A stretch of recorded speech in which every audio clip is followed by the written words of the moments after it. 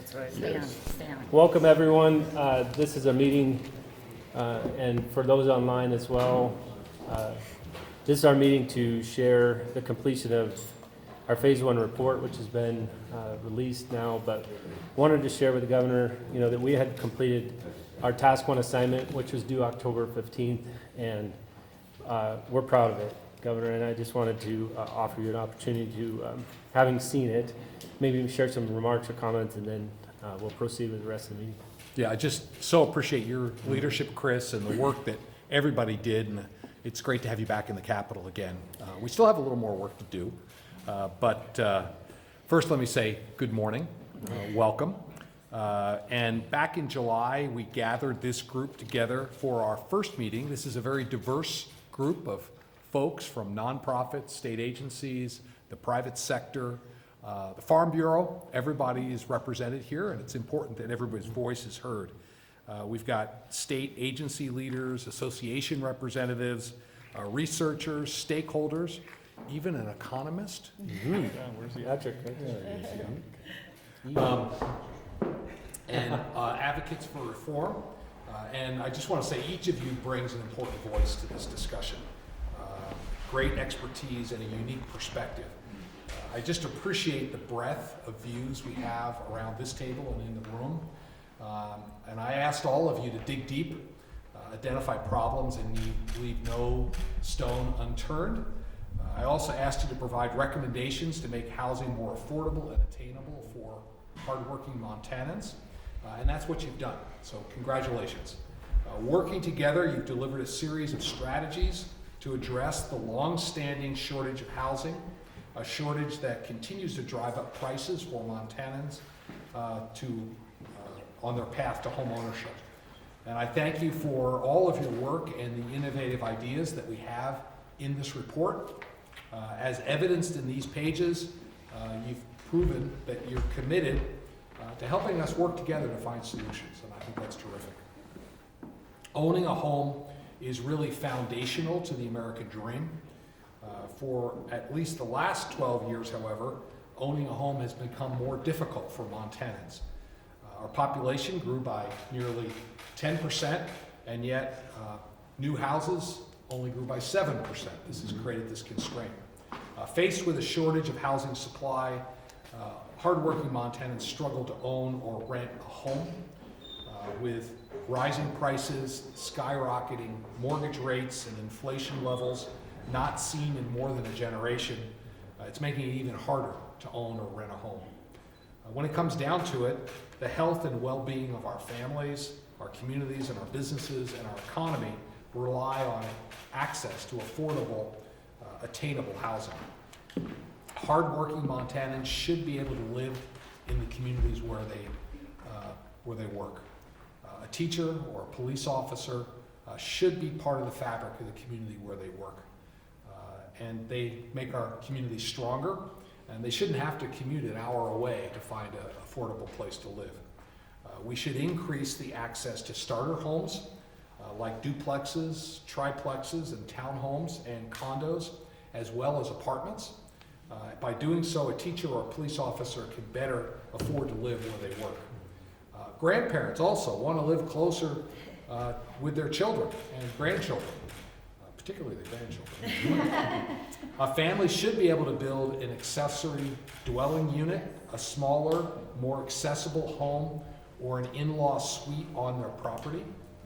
Unfortunately, as we uncovered in this work, zoning regulations have shut them down. It's time to open them back up so grandma and grandpa can spend quality time with their kids and grandkids. This will make our families and our communities stronger. As you know, after years of doing the same thing over and over again, it's critical that we do something different, and it's critical that we act together. I'm encouraged that some of the municipalities, like the city of Helena, have policies in place to make their community more housing friendly. I'm also encouraged that other municipalities, like the city of Bozeman, are engaging in robust discussion on this task force recommendations and are undertaking critical reforms. Whatever progress we're making, we clearly have more to do. To address this urgent, pressing need, we must increase the housing supply and bring home ownership and the American dream into better focus for more Montanans. We have to effectively increase Montanans' access to starter homes and the missing middle for our middle-income families. You've laid out the tools we have in our toolbox, innovative tools the state and local jurisdictions can use to make housing more affordable and attainable in Montana. And we have to use them. Montanans are counting on all of us to do this. This report will help inform and guide policymakers as we come into the 2023 legislative session. I look forward to working with legislators, some here at the table, to implement many of these ideas in the Housing Task Force report. You've provided us a good start, and we'll act on these ideas. I want to thank Chris Dorrington for your leadership and your steady hand as we have worked through this task force. And I appreciate all the members of the task force in working together to get us this substantive report with good ideas. I also want to thank the dedicated staff members at DEQ for making this report and recommendations a reality. They went above and beyond in their service to the state and Montanans, and I appreciate it. Finally, I want to thank all Montanans who made their voices heard. You had quite a few public listening sessions that collected their input, and those ideas are reflected in here as well. So I look forward to your continued input as we work together to make housing more affordable and attainable for all Montanans throughout the Treasure State, including Phase 2, and that's why we're here today. Would you like to expand on that a little bit, Chris? I would, if you don't mind. Governor, thank you, one, for calling us together. I mean, this is a powerful group. I've been very impressed. A short amount of time, in 3 months, we've done a lot of work, more than, I knew it would be a rapid pace, but everyone has really stepped up. The subtask leads, as you know, we've separated this into 4 groups, and they have led very well, and then everyone else has participated on a level that I'm just so impressed and thankful for. I would like the Vice Chair to just comment. He's been an active participant and leader as well, and afforded him an opportunity to say something about our product. Thanks, Director Dorrington. Governor, I want to thank you for pulling this group together. You know, this affordable housing issue has emerged as a critical issue for businesses statewide. It typically was relegated to more populated sort of communities, but it's kind of grown into a statewide sort of issue. And I just want to also echo the seriousness that this task force took this charge that you gave to us. I participated in virtually every one of the subtask meetings, and each one of those took the task at hand very seriously. There were a lot of great ideas. I think that ultimately, you know, there were no silver bullets, but as you like to say, there were some serious 3 and 5 yard gains. Yeah. And I think we've identified some 3 and 5 yard gains that will make a difference in the affordable housing issue. So thank you again for this opportunity, the honor, and we're pleased to be able to present this final draft to you. Thank you. Thank you very much. So there are 2 key parts of this agenda that I'd like to cover. The first is our Phase 2 assignment, and I'll cover again just the charge that we have between now and December 15th, which is our second report, and then allow public comment at the end of this piece, which I think is a critical part that we've honored throughout and will honor again today in this meeting. With that, Governor, I think we're in the nuts and bolts, and I know you're a busy man.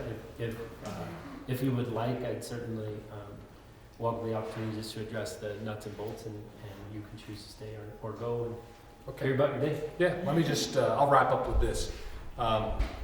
Every day, we're all focused on opening doors of greater opportunity for Montanans so that they can thrive, prosper, raise a family here in the state, and achieve the American dream. And every day, Montanans work hard to realize this American dream, to earn a decent living, to raise a family, to contribute to their communities, to retire comfortably, and to own a home. And that's why we're here. I know the task force shares my commitment to removing unnecessary roadblocks to home ownership and helping more folks achieve this American dream. I'm enthusiastic about this task force, which you've already accomplished, and I'm just as enthusiastic about what you will accomplish as we move forward and start looking at regulatory constraints. So I look forward to receiving your second report with recommendations for these regulatory changes and best practices for state agencies.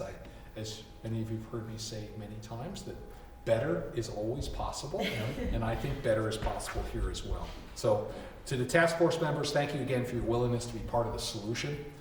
Thank you for your commitment to serving the people of Montana. So I'll let you get to work. Thank you, Patrick. Appreciate it. All the best. Yeah. I'm gonna slide so I can see you. It's a lot easier that way. You gotta jump up there. Never points, I guess I have some.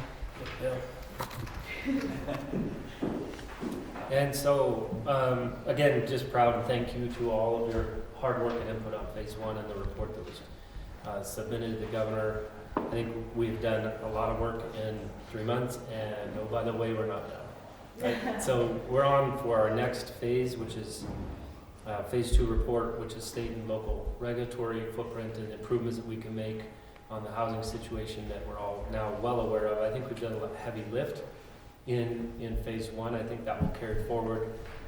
The pace of which, now that we're somewhat familiar with, will lessen just a bit. We'll once every 3 weeks instead of once every other week, plus each of the subtask meetings. I wanted to cover quickly just who is leading. So I shifted, in order to share the wealth, I've shifted subtask leads, and we have talked about this, but I just want to make sure everybody's on the same page. And then there's one change yet to be made, as Mayor Kelly is out of country for a bit and cannot fulfill the assignment that I asked him to. So for construction, new subtask leads will be Agan Graff and Don Sturhan. Don's here in the room. Thank you for stepping up. I really appreciate it. I don't believe Agan was able to make it today.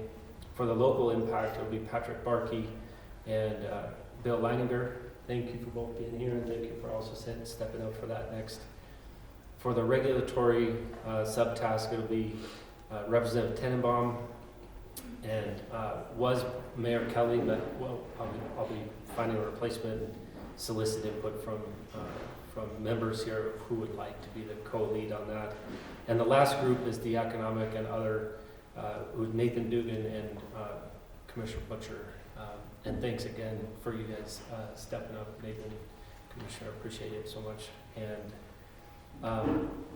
so let's just describe the charge just a little bit. So I think some of the ideas brought forward even in phase 1, one of which I held, Valerie, you had sent a pack of information to us, and I said, I think that's a better fit for phase 2, I still do.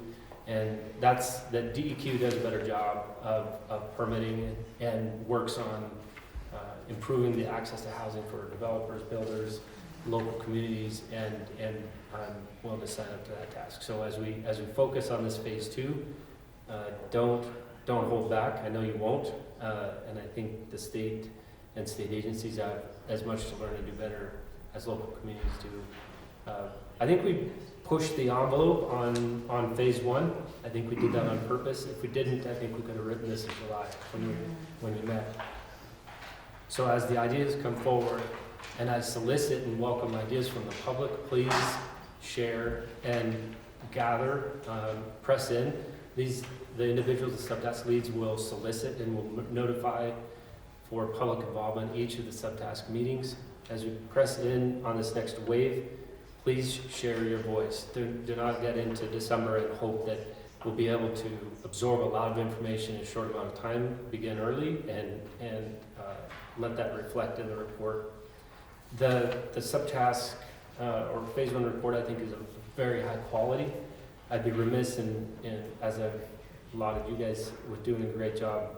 My staff and the staff at the Department of Commerce have worked really hard. So Rebecca Harbridge, Bob Habeck, John Benoit, and Ivan at Commerce have just done so much work to make certain we're successful. Your content went into a high quality production, and thanks to all of them for how hard they worked in order to get us there. Last, I wanted to look at my time before I allow anybody else an opportunity, because I don't want to shortchange our public comment portion. Is there anything that the subtask would like to emphasize from phase 1 or in phase 2 looking forward? offer an opportunity. Don, Thank you, Director Dorrington. you bet. Don Strain. I just want to make one comment and clarification because, as the governor said so aptly, the work continues. For I think we all realize that. And some of these issues will still be debated and kicked around and discussed, so we're not entirely there yet. But in that context, I'm really impressed with some of the things that are coming out of, there's some synergy here in some of these subtasks. In particular, the incentive and the recommendation for a state housing tax credit. And then there's also the initiative and the momentum around zoning changes. I support both, but the recommendation coming up here is a linkage, where we've got the state housing tax credit that's tied to the ability of a community to accept and adopt zoning changes. I'm not sure that I support that. I think there's risk there. I like both of them.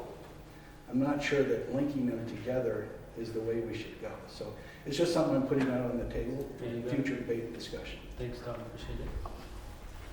And there has been active debate, right? Even through all of phase one, there's active conversation.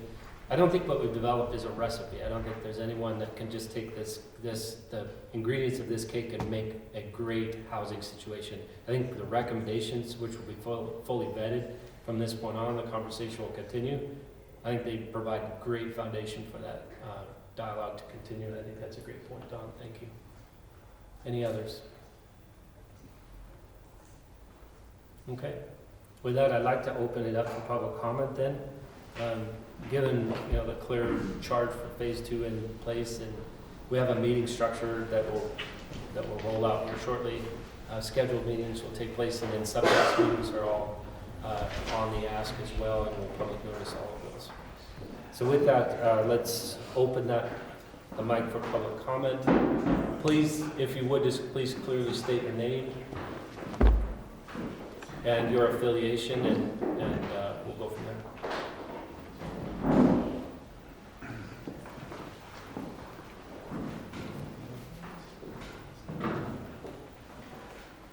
Welcome, Mr. Peden. Try not to destroy things as I work my way through. So, number one, my name is Joel Peden with the Association of Centers for Independent Living, Disability Rights Advocate. First of all, I just want to say thank you to everybody that took the time to be part of this. This is a critical time for everybody in Montana, but even more so for the disability community. And it was good to hear the governor say that, his goal is affordable housing for all Montanans. If you think it's hard to find a place to live in general, try having to find a place to live if you have to use a wheelchair. Most apartments meet the minimum standards that the ADA sets out, but that's it. I always remind people the ADA, Americans with Disabilities Act, is the worst that we can do as a community. And so a challenge to builders, contractors, when they build apartment buildings, it'd be great if everything on the first floor, if there's not an elevator, if everything on the first floor was either accessible or adaptable. So, accessible is built out, fully blown. Adaptable means that if somebody comes to apply for an apartment and all the accessible units are built, that there's, it's just, I don't want to say easy swap out because I'm not a construction guy, right? But it's easy in Joel's mind to be able to make that conversion.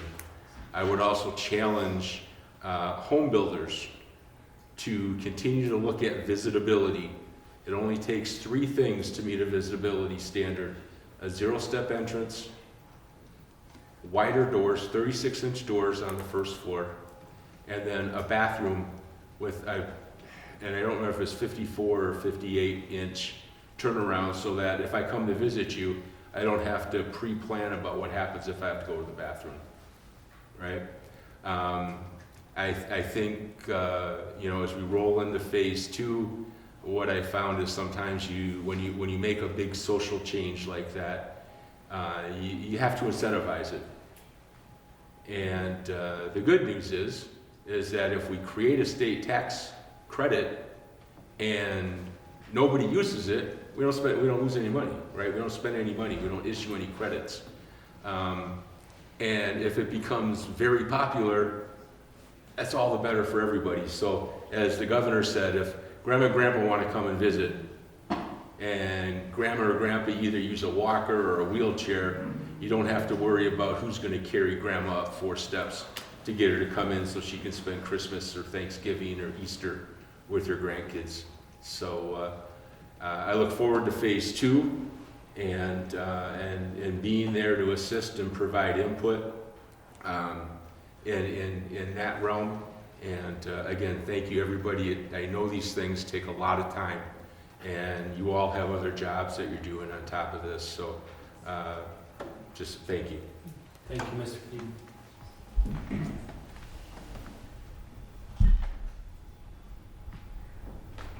Others who'd like to welcome public comment?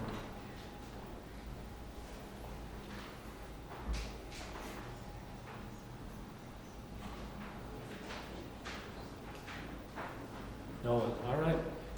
This isn't your last opportunity, however, as the task force continues. There's an open public comment portal on the website, and then each of the leaders here represented in the task force are certainly available and welcome public comment. If you have an individual issue that you'd like to address, please and find the contact information and reach out. Either if it's not for me, if it's the vice chair, or if it's the rest of the committee, we're open to certainly great ideas come from a multitude, and we welcome that. So, with that, Well, I just wanted to thank you, Director. yeah, please. Yeah. So I'm Senator Ellie Bowman from Missoula. I've been in the legislature for a long time. The 3rd governor now that I've had the pleasure to work with, and I just want to commend you and your staff, Director Dorrington and the governor.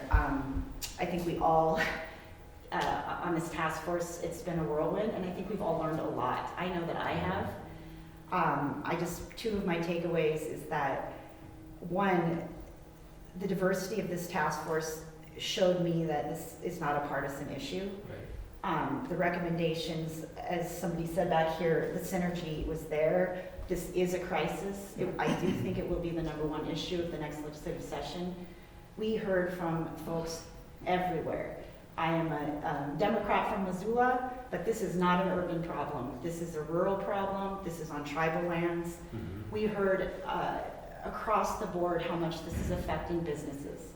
I said to Todd, the director of the chamber, I met last week with the man that owns Chico Hot Springs, the man that owns the Murray Hotel in Livingston. The #1 workforce issue that they're cutting back hours for their restaurants on is because they don't have staff that can find housing in Park County. It's everywhere. And as I said to my husband the other day, they have reduced the hours of the Taco Bell on Reserve Street in Missoula. So this problem is personal now. But it's true, it's everywhere. I think that with deep respect to the few folks that maybe have had some different comments, suggesting some other things that differ from this report, the state of Montana, on both sides of the aisle, in all communities, is going to have to provide solutions. And I think we've done that in a way that's really going to lift all boats. I will just say again, the government middle, you can see it when you talk to these county commissioners and these business owners. We don't, affordable we need, crisis beds we need, but we need rentals. We need workforce housing, rentals, and then even market rate. We need supply. Mm-hmm. And I think that this is going to move us closer to that in a much more expedited way. And so again, I commend you and your staff, Director Dorrington. This was a heavy lift. The governor for having the bravery, frankly, to bring the diversity of voices together and trust what we would come up with. And I think it's a lot, and we can do it. So anyway, thank you. Thank you, Senator Bowman. Appreciate it. Last chance. Thanks so much again. I look forward to working with each and every one of you through December. Another sprint, but a valuable one, and thank you again for all your effort. Thanks for traveling today for those that did, and to those online, I really appreciate you also joining us. Thank you and have a good day.